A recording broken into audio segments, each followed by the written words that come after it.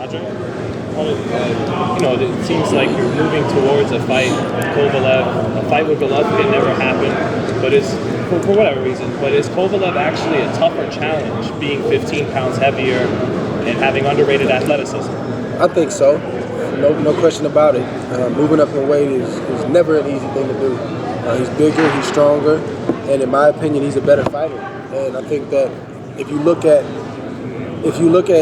the resumes, not the height, but the resumes, there's no comparison between Kovalev's resume and Golovkin's resume. It's just not. Talk Kovalev. I think he's talking. I mean, so is he here? Is he here? He's in town actually. He's in town.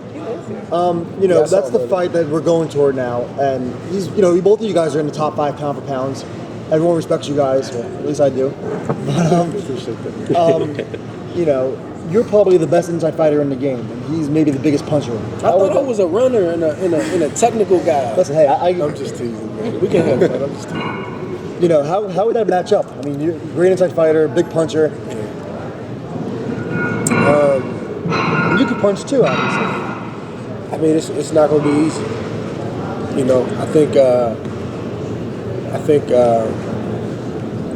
I think from a technical standpoint, he's going to be who he's always been, and that's been enough for him.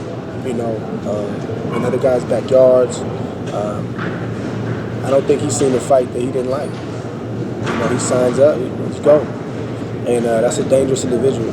But I feel like there's purpose in this move up to 175, and to put it as simply as I can, I just want to be great, man. And all the greats did what I'm doing. Bernard did it, Floyd did it, Roy did it, many others outside of them, they did it, and it is a risk. And whether I get credit for it or not, that's not important. It's about I took that leap, and the deal that I signed is very lucrative, and it's a great opportunity.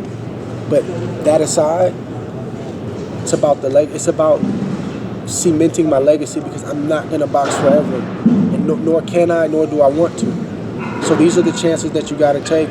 But I'm not going in there, and I told you this, guys, every time I fight a guy that they say can punch, I'm not going in there just hoping I get by. I'm going to bring it the way that I bring it.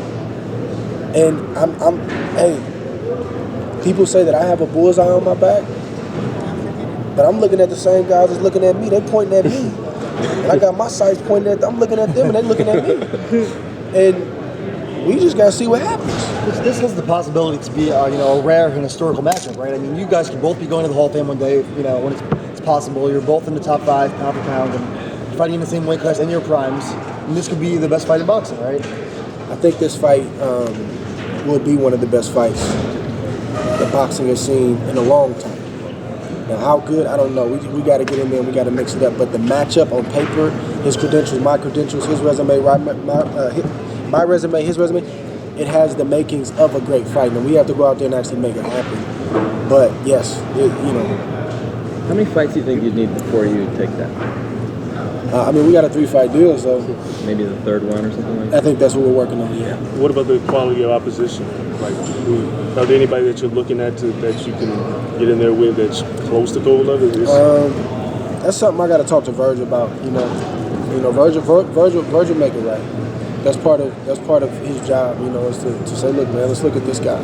So I don't know who the next guy's going to be, but yeah. How close are you to getting back in the ring? I mean, my knee is fine. It's such a just discouraging situation because there's no injury. There's no, I train hard, and sometimes I just do too much. I've tore an ACL in this knee trying to be a weekend warrior at 24-hour fitness, back in 08. And, when you do something like that, man, you're going to have flare-ups. But I work hard, and I push, and I push, and I push. And, I did a little consulting with Mackie Shieldstone. And Mackie had a track program, and I just tell me to do 6 300s or something like that, and I do 10. He tell me to do 5 800s, and I do 8. He's like, Andre, what are you doing? You can't be doing this in training camp this early. I was just hungry, and I pushed, and I think I did too much.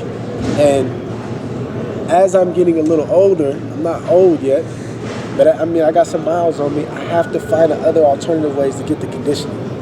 You know, I can still run, but I just can't hammer as long as I've been doing it. And that's something me and Verge butt heads about, and I know he's right, but I'm just used to doing it a certain way. I think I just did too much. The inflammation came, I'm like, I'm gonna be good like I always am. And it just wouldn't go away. And then I couldn't run, no instability, nothing like that. I'm still good, but it just didn't get better. And I said, man, we gotta make a decision. And that's the decision we made. So it's actually fine right now. Like, I think if I had to go fight tonight, I could do it, which is discouraging because I lost. We would have liked to see you fight that. Yeah, me too. I would like to get compensated for that money we put out of camp. But such is life.